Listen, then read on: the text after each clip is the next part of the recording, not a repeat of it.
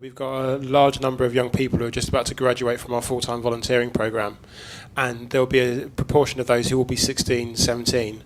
Will they be applicable to graduate from that full-time volunteering programme and take advantage of the NAS scheme for the £2,500 now? And also a question to Eve about what is the kind of long-term vision about using volunteering as a potential entry route leading to an apprenticeship, which would hopefully lead into full-time employment. The only exclusions are firstly the time, as in 31st of March and being 18, and then being unemployed, although we've discussed that that's a bit of a moving feast. So if they're not in employment, which volunteers aren't, if they're not in formal education, which means school or college, and they're not on an apprenticeship programme, then generally speaking they're eligible. I can't think of any category other than that. So yes, they would be eligible. Volunteering is really included within the framework. We, as the body setting the apprenticeship, can determine what the entry requirements would be.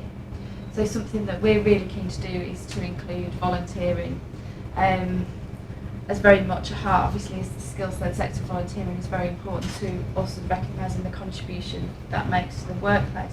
But for something that we need to talk to you a bit further about, really, about recognising what kinds of volunteering would be useful, and then get some feedback from our consultation as well. But it's something that we're very keen to do, to see that volunteers come through into the apprenticeship and then obviously, as you say, go into the workplace. So yeah, we're very keen for that. If you think about it, volunteering is an absolutely excellent way to get started on your apprenticeship, and actually volunteers can achieve some of the things which are in quite a lot of apprenticeship frameworks whilst they're still volunteers.